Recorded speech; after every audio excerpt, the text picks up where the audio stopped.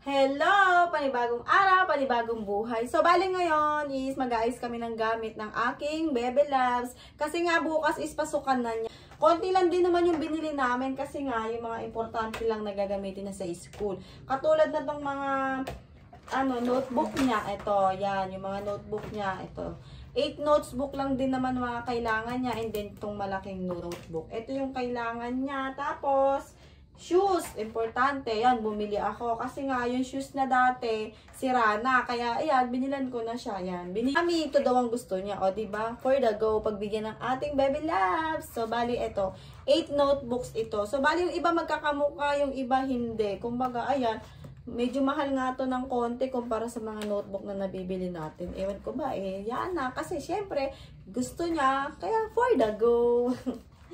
So, bali, ito yung kanyang big notebook. Napakita ko na. And then, yung art materials niya. So, bali, ayan. Ito yung kanyang art materials. Inilagay na nga niya dito. Kaso, lalagyan na lang namin ng name, subject, tsaka school. Pero, siguro sa ngayon, lalagyan lang muna namin ng name niya.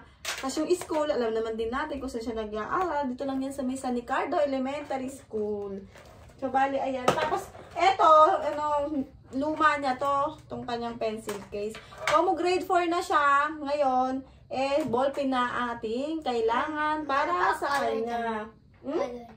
Meron ka pang color? O, pakita mo sa kanila kung ano yung color. May color pa daw. O, nalaglag na.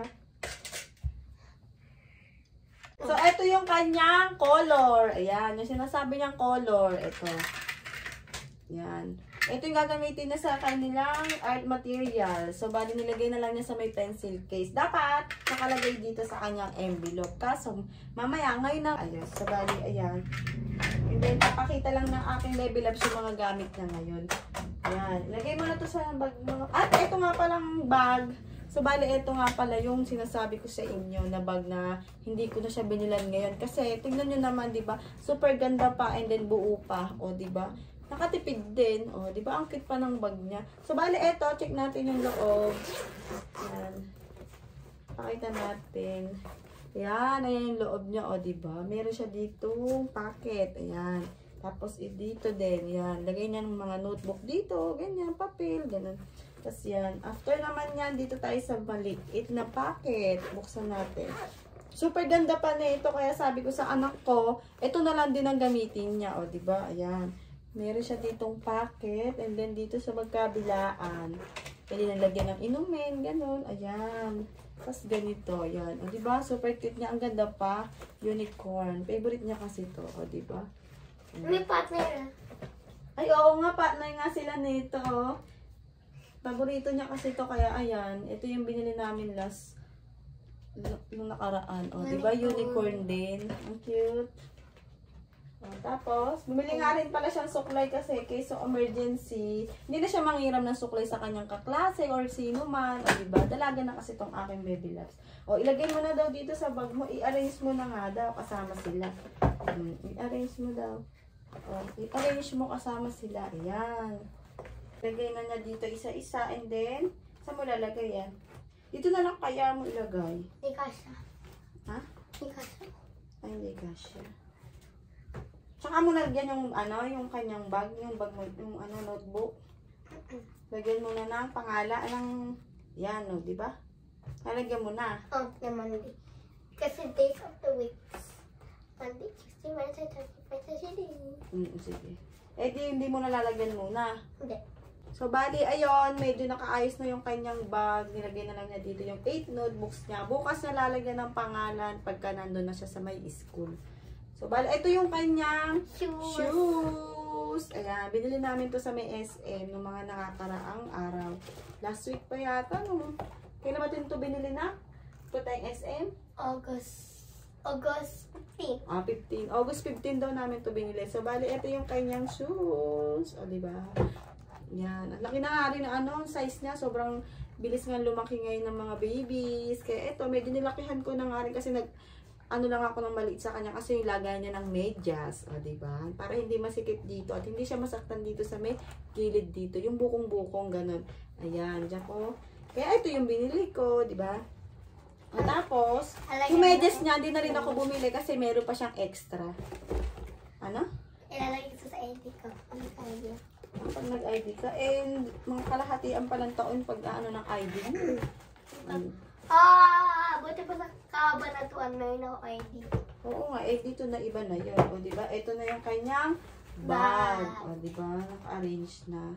Then, isarado mo na. Tapos, etong art mo, lagyan din na lang natin to ng pangalan. Ang meron lang naman dito niya sa art materials na ito, yung papel. Ba't anak, etong papel mo dapat dito sa may Kaya ano? mo na, wala ng space. Wala nang space. Dito na lang. Sige, dito na lang. Tsaka yung ruler mo, itong ball. Ito, lagyan natin ito ng pangalan. Baka mamaya mawala. Lagyan pencil pen, nak. Lagyan natin dito. Lagyan natin ito ng pangalan mo. Para pag may nanghiram, MN lang naman ang palatandaan natin sa iyong pangalan. Mana, as in MN. MN Mana. Yay! Yan. So, bali ito, lagay na lang ulit natin dito sa ating envelope. Dalhin mo na kaya din yan. Huwag dyan mo, ilagay dito na lang. Para isahan naman ng lagayan. Yan. O, diba? Tapos, yung mga crayons, and then, lalagay lang dito. Tapos, art paper, cotton buds, yun lang. Ito yung mga art materials niya. Tapos, kapag may kulang pa, bibili na lang. Kasi, ang importante ngayon, merong maipakita sa teacher niya bukas. Diba? Ilalak na natin. Bukas po, maaga na po tagising. Excited na daw siya para bukas. So, bali, naka-ready na yung kanyang bag. Simple lang naman. Ito yung bag niya. Mabigat nga eh. Mabigat. Tingnan mo nga kung mabigat. Dito ka. Dito. Dito. Tingnan mo nga kung mabigat. Sakto lang. Sakto lang. Di ba? Ang kinagandahan kasi dito, guys, malambot yung pinaka-ito, cotton siya yung pinakalikod niya. Ayan, ang cotton niya. Kala naman ito malambot. Kaya nga, tsaka ito yung sabitan ng kanyang bag dito sa may kanyang braso. Malambot, di ba? Kahit na medyo mabigat yung kanyang laman ng bag, medyo malambot nga dito. Hindi siya masakit kung baga, ganun. Tapos, ayan, ready na to para bukas. And then ito, and then yung shoes niya. Ayan, ito yung kanyang shoes. Yung uniform niya, guys, hindi ko na siya binilan kasi nga, meron pa naman siyang mga uniform ng mga nakaraan nga. Hindi ko na rin siya. Medyo maluwang din kasi binibili ko sa kanya. Kaya, ayun, sakto pa naman sa katawan niya. Kaya, yun, hindi na rin ako. Medyo nakatipid din ako ngayong taon. Siguro, by next year na lang ulit, tsaka na lang ako bumili. Pero, ang importante ngayon is, meron na siyang uniform, may bag na, and then meron siyang shoes na gagamitin para bukas. So, bali, yun lang. Bye-bye. Hanggang dito na lang muna. Thank you for watching.